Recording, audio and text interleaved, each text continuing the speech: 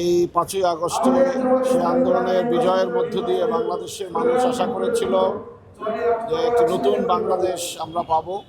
সেজন্য বাংলাদেশের 31টি রাজনৈতিক দল দীর্ঘদিন ঐক্যমত্য কমিশনে বসে বিভিন্ন আলোচনার পরে একটি জুলাই সনদ রচনা করেছিল। যে জুলাই সনদের মধ্য দিয়ে আমরা আশা করেছিলাম একটি নতুন বাংলাদেশ আমরা পাব। আমরা দেখলাম যে এই জুলাই সনদের আইনি ভিত্তি দেওয়ার জন্য যে গণভোট হয়েছিল, দেশের 69% মানুষ এই গণভোটের পক্ষে রায় দিয়েছে।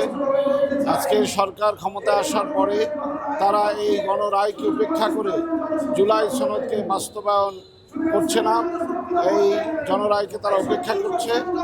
সেই গণরায়কে বাস্তবায়ন করার জন্য জুলাই সনদ অনুযায়ী দেশের সংবিধান সংস্কার করে দেশের মধ্যে নতুন বাংলাদেশ পরিচালনায় একটি নতুন অধ্যায় রচনার দাবিতে আমরা সারা দেশব্যাপী আজকে আমাদের সংগঠনের উদ্যোগে গণমিছিল অনুষ্ঠিত হচ্ছে। এই জুলাই সনদ বাস্তবায়নের জন্যই মূলত আমরা আজকের এই সমাবেশের আয়োজন করেছি। জুলাই অভ্যুত্থান হয়েছে, জুলাই সনদ হয়েছে, এর জন্য লক্ষ মানুষ তাদের ত্যাগ স্বীকার করেছে।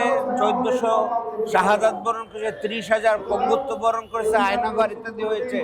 এটা একটা সরকার গঠন করবে, তারা ক্ষমতায় আসবে, পরিবর্তন হবে না, এরকম কোনো নির্বাচনের জন্যই মাত্র হয় নাই। তো সেই সনদে আমরা দেশবাসী ঐক্যবদ্ধ হয়ে তারা সংস্কার প্রস্তাব দিয়েছে এবং গণভোটে সেটা রায় দিয়ে দিয়েছে। এটা বাস্তবায়ন করতেই হবে। যদি এটা করা না হয় তাহলে দেশবাসী ঐক্যবদ্ধ, সারা দেশবাসী 11 দলের নেতৃত্বে আজকে আগামী আদায়ের জন্য সারা দেশে আজকে গণমিছিল হচ্ছে। প্রয়োজনে ঢাকা অভিযান করে এই অধিকার আদায় করে নেবে, দেশবাসী নেবে এবং নেবে ইনশাআল্লাহ।